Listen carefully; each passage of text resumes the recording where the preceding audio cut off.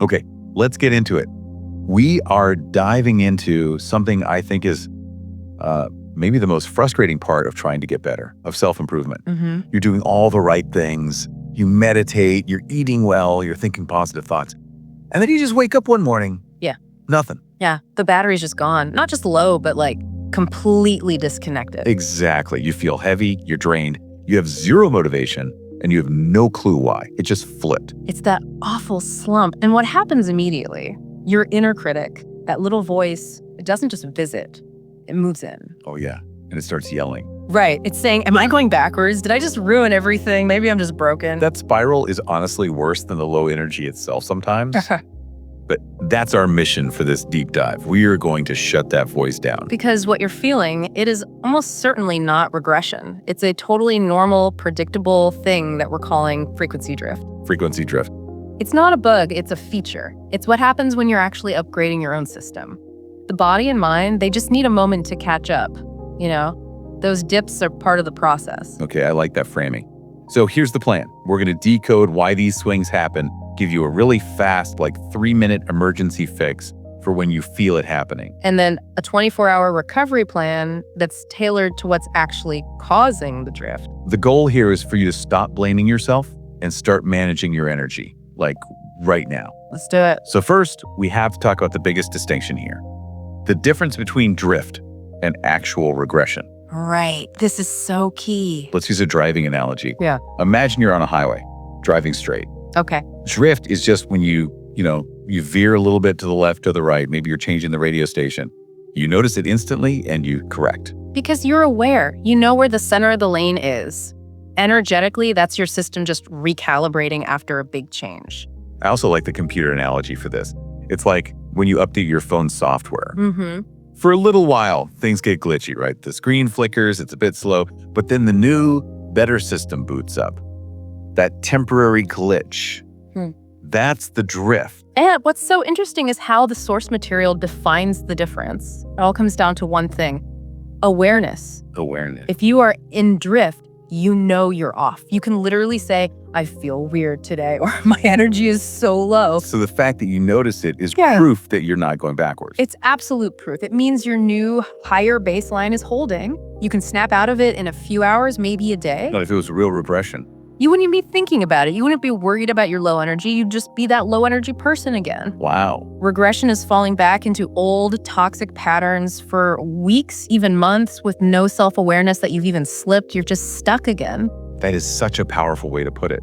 So for you listening, if you're sitting there worried because your energy is swinging, that worry itself is the proof. It's the proof. It means you're only drifting, and it is totally fixable. That awareness is your anchor. Okay, so once we know we're just drifting, the next mistake is we try to force a solution. Oh, absolutely. And it almost always makes things worse. Like if you're physically exhausted, deciding you need to do an intense hour-long meditation is just not the answer. It's fighting the symptom, not the cause. You're just going to get more frustrated. So we have to diagnose it first. You have to know what's actually going on underneath. And you've broken this down into 4 main types of frequency drift. Yep, 4 distinct types. Let's start with type 1, which you said is the most common. Type E body drift. This is when your physical foundation is just broken. The symptoms are super clear, unexplained fatigue, that classic brain fog. You're just irritable for no reason. Exactly. But the dead giveaway, the telltale sign, is a sudden, really intense craving for sugar or coffee. Ah, the quick energy fix. Right. It feels like you can't control it. And the cause is just biological. It's not a spiritual failure. It's accumulated sleep debt, too much screen time, not moving your body. Your physical battery is at 0. So the big warning for type A is what? Do not force heavy spiritual practices. Your body needs to repair itself. Honestly, the most spiritual thing you can do in that state is go to bed early. Okay, that makes sense. So if type A is the body, type 2 is all about the mind. Type E, mind drift. Yeah, and this one is so common in our modern world. Your thought base is untethered. What does that look like? It's that repetitive circular thinking. You're just looping on anxieties, and you get this decision paralysis over the tiniest things. It's like spending 30 minutes trying to decide what to order for dinner. Totally. Or staring at an email for an hour because you can't figure out how to write the first sentence. You can't start anything new because every choice feels monumental. The brain is just too tired to choose. So what's happening there? mechanically? It's frontal lobe exhaustion. That's the part of your brain that handles planning and making decisions. When you multitask like crazy and just take in too much information, it gets depleted. So it goes into a power-saving mode. Exactly. And the easiest way to save power is to stop making decisions. So you freeze. Wow. Okay, that leads us to type 3, type C, social drift. This is the emotional one. This is for all the empaths and highly sensitive people out there. The main symptom is sudden exhaustion right after talking to someone or being in a certain place. You just feel heavy. Heavy, yeah, or like polluted, like you're carrying someone else's emotional baggage. You might also find yourself constantly explaining yourself or defending your choices. And the cause here is what you call unclear boundaries. Right. You're unconsciously tuning in to other people's emotional frequencies and absorbing their static. You're taking on energetic weight that isn't yours to carry. And that brings us to the last one, which is maybe a bit counterintuitive.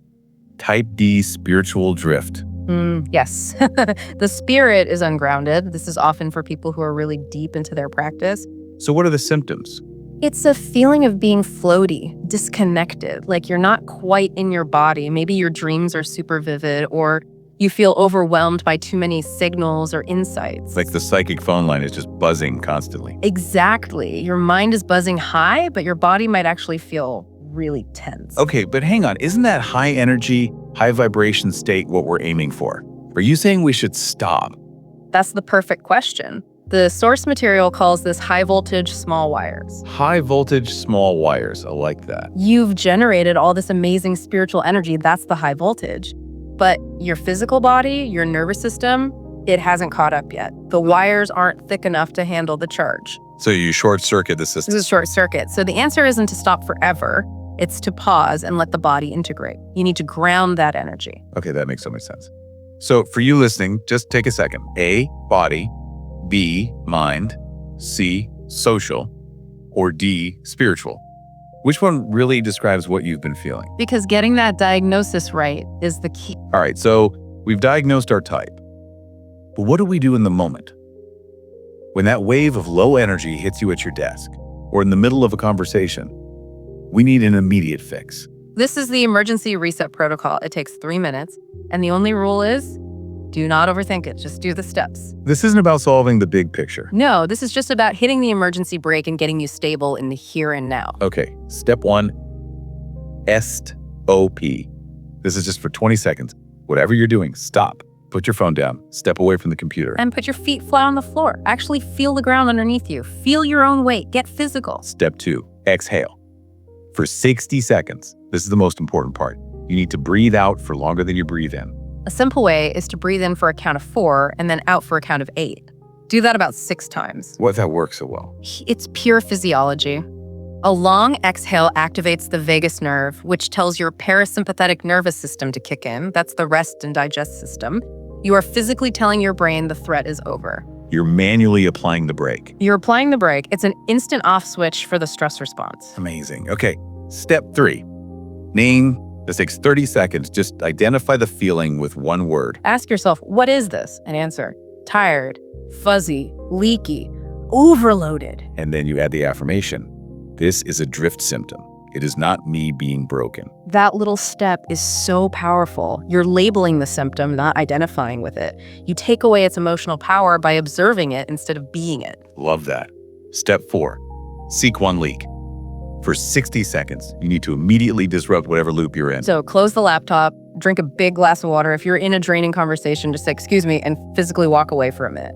Break the pattern. And finally, step 5. Right. One next step, just 10 seconds for this. Ask yourself, what's the absolute tiniest next step I can take? And we mean microscopic, not solve world hunger. It's, I will go wash my face or I will stand up. That's it? That's it. The goal is just to get grounded again. From that stable place, now we can look at the 24-hour fix. The stabilized protocol. And this is where we customize it based on the type we diagnosed earlier. Exactly. So if you were type A body drift, your goal is simple. Biological recovery. Your body is just begging for rest. Right. So your 3 steps are all physical. Number 1, sleep anchor. Go to bed at the exact same time tonight. No excuses. Your body needs rhythm. Number 2, Water. First thing in the morning, drink 2 full glasses of water. Rehydrate the system. And 3, reduce screen time. No screens for at least 1 hour before bed. Give your brain that break from the blue light. Sleep is your medicine here. Okay, simple enough. Now for type B mind drift. The goal here is to quiet that looping machine in your head. Yeah, reduce the cognitive load. So your steps are 1, brain dump. Get a piece of paper and write down everything that's swirling in your head. Just get it out. 2, decision closure. Pick one small nagging thing you've been putting off and make a decision. Either do it right now or decide to abandon it completely. Just close the loop. And 3, silence. Just 1 minute. 60 seconds of absolute quiet. No music, no podcasts, no scrolling. Let your brain rest. Okay. And for type C social drift, the goal is to rebuild your emotional boundaries. This is about gentle protection. Step 1, soft boundary. Practice saying, let me think about that, or I'm not available today. You don't need a big explanation. 2, return emotion. This is a mental exercise. Right. Ask, is this heavy feeling mine?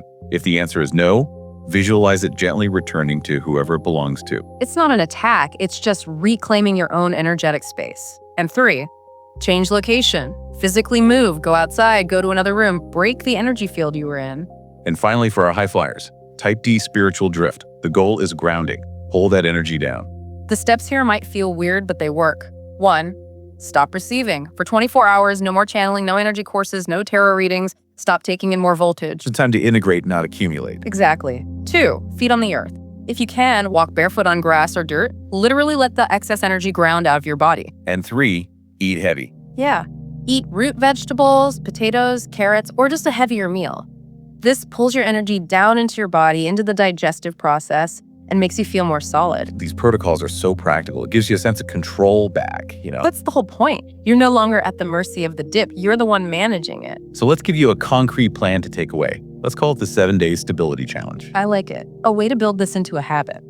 Day 1, diagnose your most common drift type and just pick one trigger to reduce. This one thing. Days 2 through 6, every time you feel a dip, use the 3-minute protocol immediately and then follow up with the 24-hour plan for your type. And on day 7, you review. What worked best? Was it the breathing, the brain dump, the barefoot walk? Right. And make that one tool a permanent part of your toolkit. I think we need to leave everyone with one final, really important idea. The ultimate insight. True growth. True spiritual maturity. It's not about being high vibration all the time. It's not about never feeling sad or angry or having a bad day. That's an impossible standard. It's a recipe for burnout. Yeah. The real sign that you've upgraded your system, the real measure of success, is being the person who knows when they slip. And returns quickly. That's it, the speed of your return. Frequency drift isn't a failure. Think of it as a pop quiz for your system's stability. And every time you navigate one of these dips without beating yourself up, your nervous system gets stronger. Your foundation gets more solid. It's not a sign that the old you is coming back. It's just the sound of the update installing. So go apply these tools and learn to recognize the sound of your own upgrade.